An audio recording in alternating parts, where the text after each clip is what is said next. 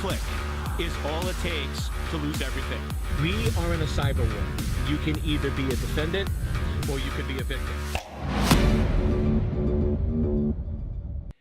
Every organization focuses on incident response. When there's a problem, when there's an issue, how do you deal with the attack? But here's the problem. Incident response requires detection. You need to be able to have something visible. So yes, in the good old days when attackers would deface websites, you knew you were attacked and you can respond. If somebody goes in and encrypts your data and holds it ransom, you know that you've been attacked and you can respond.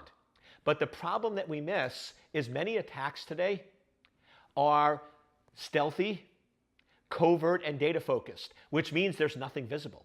Everything looks fine, everything looks great, there's nothing that anyone can see that indicates there's a problem, and this is why companies are compromised for almost 2 years, because they're not detecting the attack because there's nothing visible. Now don't get me wrong, traditional incident response that's reactive is important. You must have the ability to react when you catch an attack. However, if we know that we're compromised for 22 months, and we can't catch the attack because there's nothing visible, my question to you is, why don't we become proactive? Instead of reactive incident response, why don't we do proactive incident response? And the name we give that is threat hunting. So one of the things we urge our clients is every quarter or every month, the more frequent the better, you should do a threat hunting exercise where you go in and look for the attacker. You look for signs of the adversary and you verify and validate whether critical systems and servers are secure. And here's the cool part. When you do threat hunting, it's a win-win. If I go in and threat hunt, I do proactive incident response against your critical database, your critical server with all your information, and I come back and say, there's no attack, you're clean, you're in good shape. That's awesome news, right? That's a good validation point.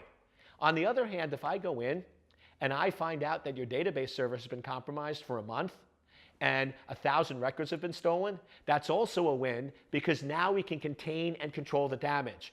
Remember, our job in cybersecurity is not to prevent all attacks. It's not to be 100% secure. It's to contain and control the damage, and by doing threat hunting is how you get a handle on this. Now there's two types. There's network and host. In this video, I'm going to talk about network threat hunting, but stay tuned for my next video on host-based. With network threat hunting, you are basically looking at network traffic and looking for signs of an attack. Now, here's the cool thing.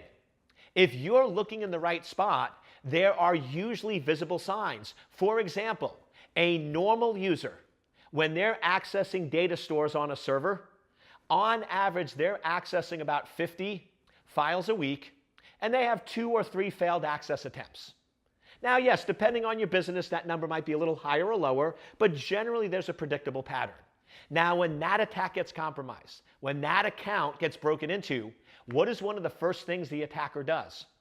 They walk the data store.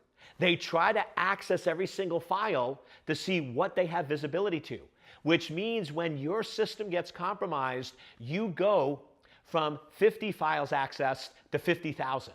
And you go from 2 to 3 failed access to 20 to 30,000 failed access. So if we're just going in and we're looking at network traffic and access attempts, we can very quickly spot the adversary. Also, when attackers break in, they normally break into one server, set up a pivot point, and they do what's called lateral movement. They move deeper and deeper.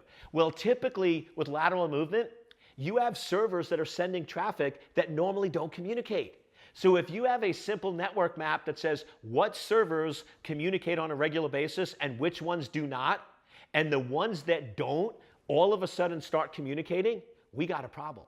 So the trick is with network threat hunting, the more you can understand your environment, understand normal network traffic, the good news is this: it's not hard to catch the adversary. It's not hard to do threat hunting, but we have to get visibility, we have to look in the right places, and we have to proactively go after them. So instead of sitting back and waiting for that call from law enforcement that you've been compromised for 22 months, get proactive, start looking at network traffic, and start catching the adversary today.